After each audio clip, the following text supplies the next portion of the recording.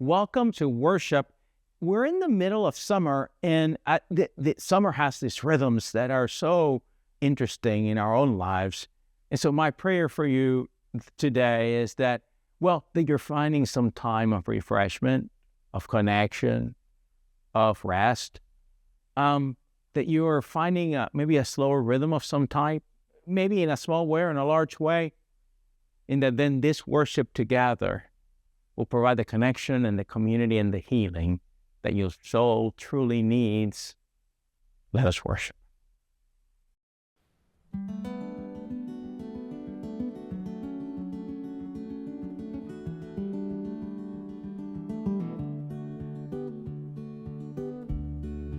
West Virginia rain, misty mountains calling out my name. West Virginia rain, falling down to take away my pain. I sit in your eyes, you're all alone and terrified. Thought that leaving home would guide a little more into your life. Brother in distress, I think it's time you take a rest. Oh, the bitterness has settled in your How the hell did you let yourself become so blind? West Virginia rain, misty mountains calling out my name. West Virginia rain, falling down to take away my pain. Seeping into dry any somber eyes. Does the rainfall take you back to simpler times? Calling your name, but it's not the same.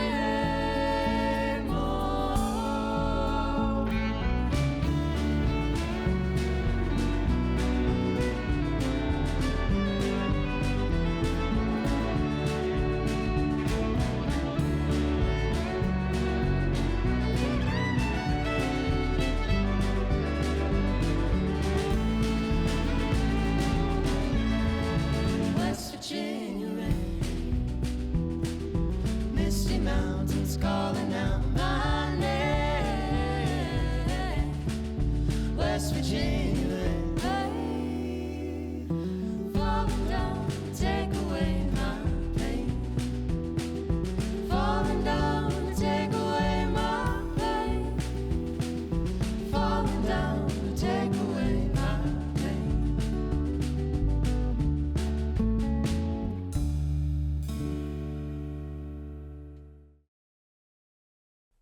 Our scripture today comes from the book of Isaiah, chapter 55, verses 10 through 13. Hear now these words.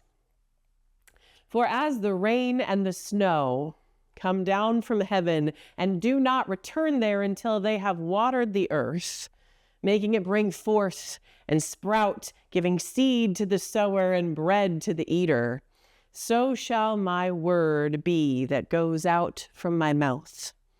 It shall not return to me empty, but it shall accomplish that which I propose and succeed in the thing for which I sent it. For you shall go out in joy and be led back in peace.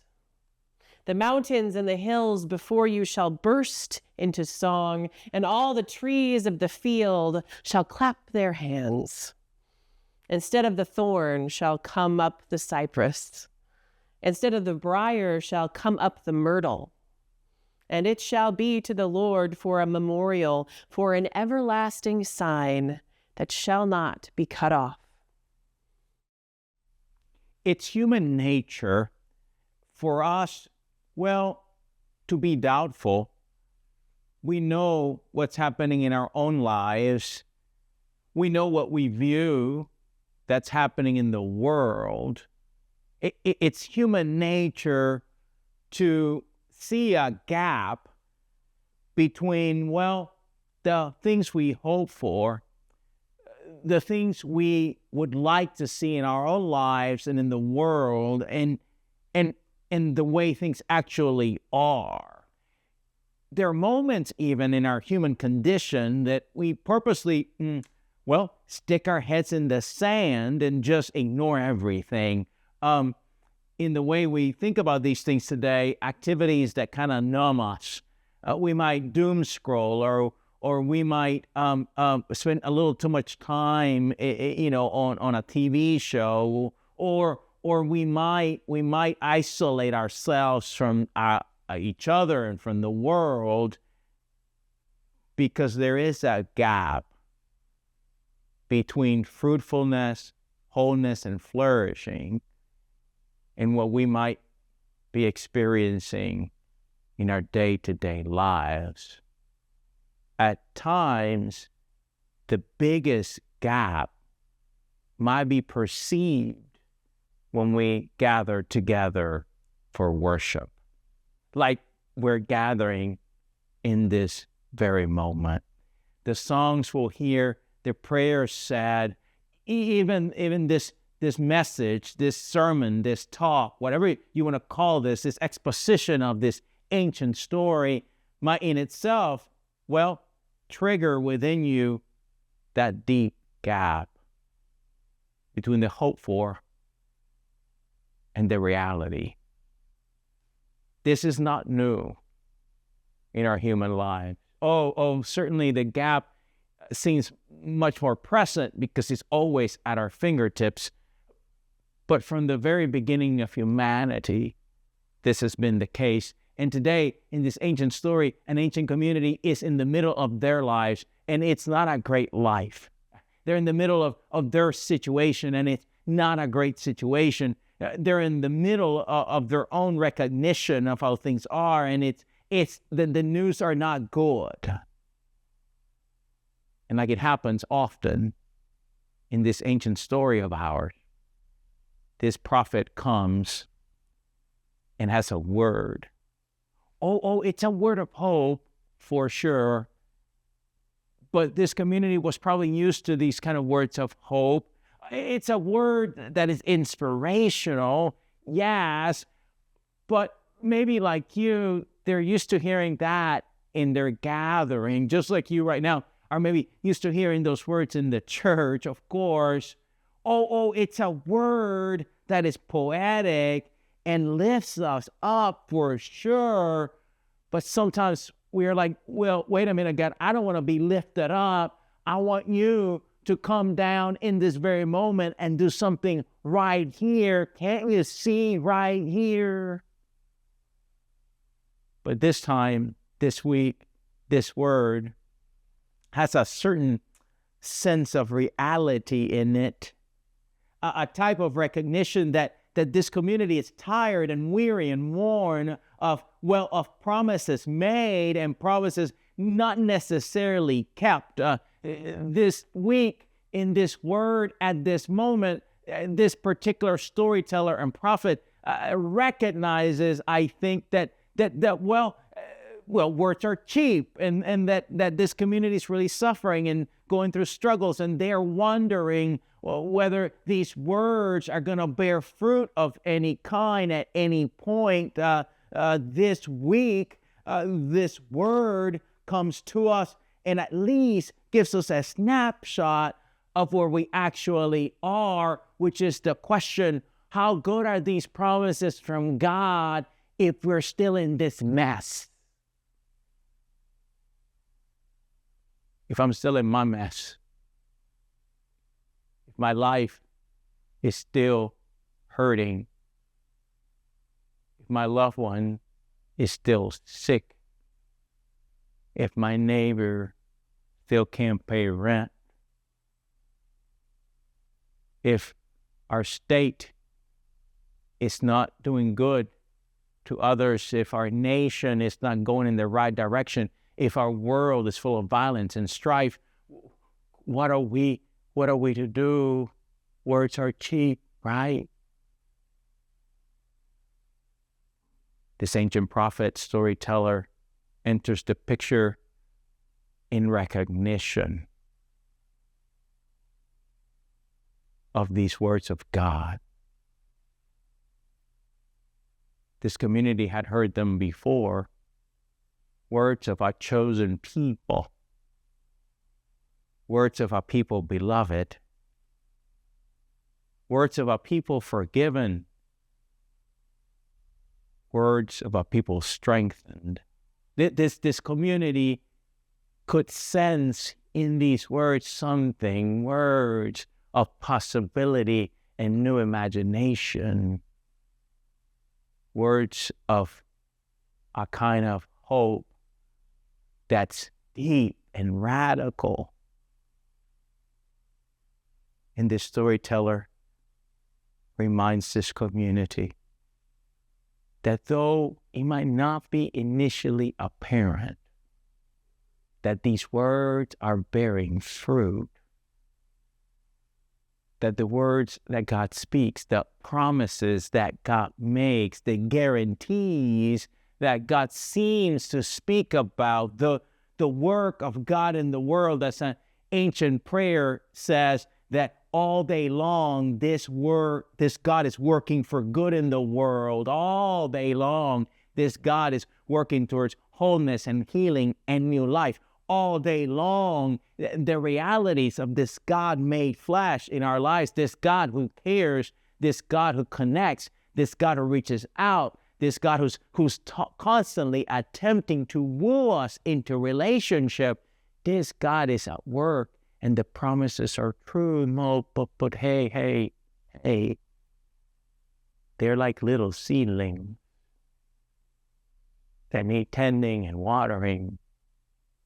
Oh, it might not be apparent in this very moment, and I'm with you right now. They're often not apparent in my very moment either. I too wonder, I too question, I too think, oh, is all of this for naught?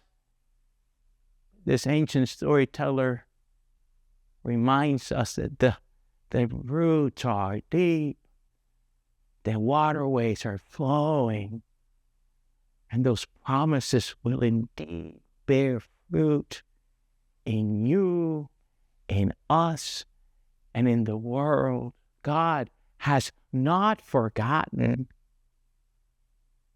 So our task is to pay attention, or to find places of watering and tending. Our task is to keep on repeating those words for ourselves. Some years ago, I was going through a moment of a crisis moment in my life. I felt stuck in my work, in my relationships. Honestly, as I think about it these days, I didn't just feel stuck. I felt captive to that circumstance. And I don't know about you, but when we're cornered in that way, our anxiety rises, our anger rises, our resentment rises, and I was just in that place of anger and resentment and bitterness. I was stuck. There was nothing I could do. Anytime that our agency feels robbed from us, a hopelessness sets in, and oh boy, was hopelessness settling in. So I'm there, going about my business as usual, and my phone rang. It was an old mentor who just happened to be thinking about me. He said, I hadn't heard from him in over a year, and he said, you came to mind, and so I want to know what's up. How are you? And of course, I gave him the typical answer, right? Oh, I'm great. Thank you for calling. Oh, I'm so glad you thought about me. He said, no. Your name didn't come to my mind if all was good. What's up?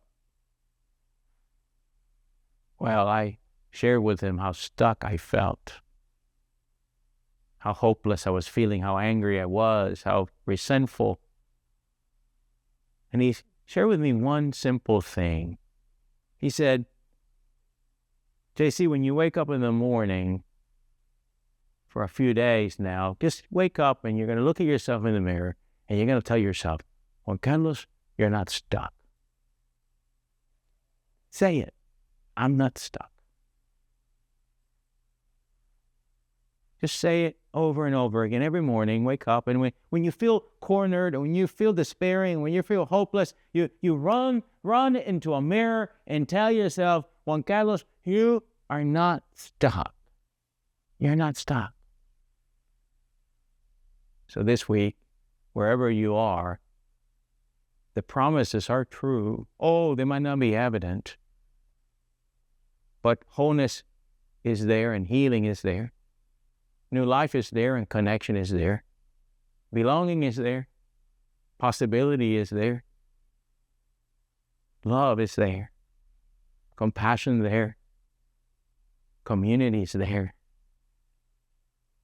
Look at yourself in the mirror this week and tell yourself the promises of God are true. They're being brought forth from the earth. Those are guarantees. They will become full in time. You might not see it, but they will become full in time. Because this God is true. This love is true for you in this moment, for our communities, and for our world.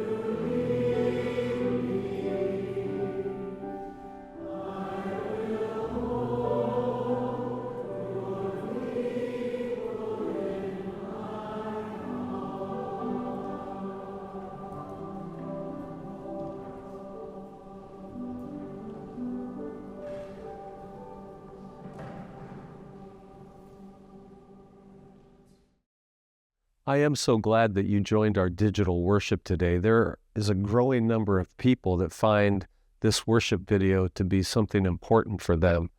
I hope it's been important for you today. And so now I say, hold fast to what is good. Return no one evil for evil. Find your joy in serving others. God bless you.